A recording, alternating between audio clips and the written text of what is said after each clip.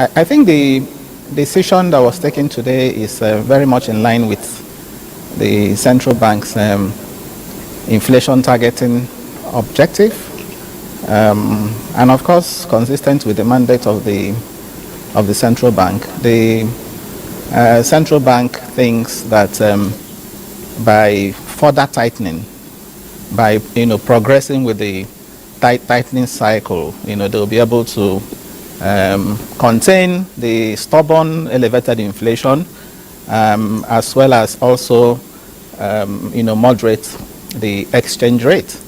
The bank also thinks that by further hiking rates, it will reduce the negative real interest rates in the economy, and thereby incentivizing foreign portfolio investment into the country. So, as I said earlier on, that's in line with the core mandate of the central bank. However, it's also important to note that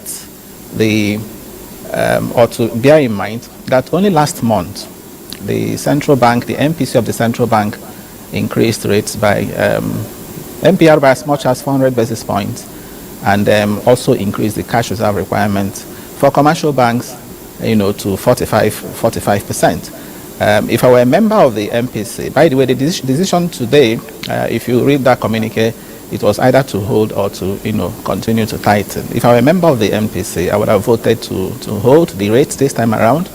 Not because I am not in support of tightening. I've just said tightening is in line with the mandate of the central bank, but at least to watch the to see how the effect of the previous rate hike has been impacting the economy before considering another rate hike. So I would have expected the MPC to have held rates this time, not to have increased by another 200 basis points, because cumulatively what we now have is 600 basis points just within 1 month, and I think it also has consequences for economic growth in particular. Okay, Prof, how long do you see the CBN tightening before inflation decelerates?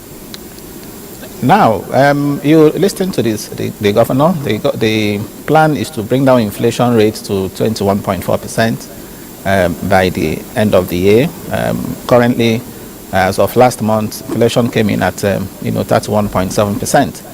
So that tells you that we are in for quite some period of tightening cycle. I also expect that going by the signals from the bank, by May when they also meet, they are also likely to continue that. But as I said earlier on, it's important that in doing so, the central bank should also have an eye on growth, on the impact of that on access to credit, on the impact of what is happening, on the tightening measures, on the cost of funds.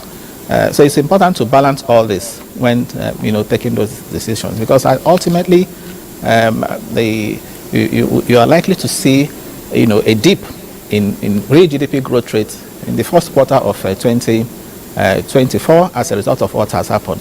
The fact remains that inflation rate in this country today is not driven by monetary factors alone.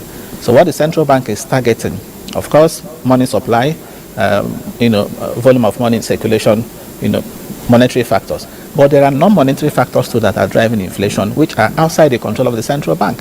So no matter how much they raise interest rates, okay, that's not going to solve the issue of insecurity, for example, that is stopping farmers from going to farms.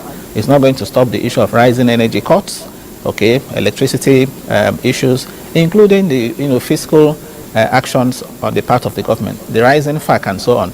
These are the issues that actually contributing to drive inflation, not necessarily the money supply aspect. So I want the central bank to also understand that, and that is also why the idea of tightening, in my view, should be measured, should be incremental, and should not be such that would have the effect of distorting the other variables that you also have in the economy.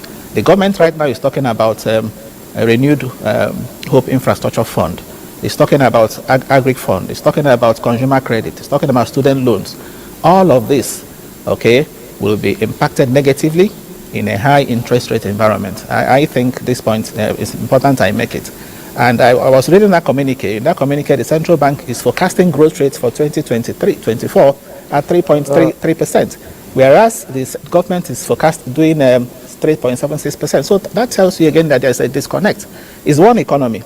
I don't expect Prof, to see the central bank forecast being different from that of the government.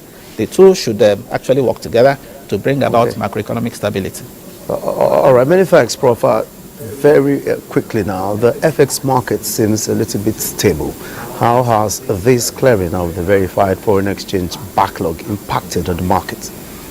Of course, that is one area the central bank, deserves a pat on the back for all the measures they have taken to bring confidence, restore confidence in the market, including clearing backlogs, and also including ensuring that there is improved liquidity. You can see the central bank relying on its reserves, accretion to reserves, has now begun to sell forex to BDC. So that has improved liquidity, and the idea of also clearing backlogs, the idea of even the clampdown on Binance, has had some positive impact on speculative activity, in the forex market. So on that score, I commend the central bank for what they have done with respect to, bringing about stability and more confidence in the forex market.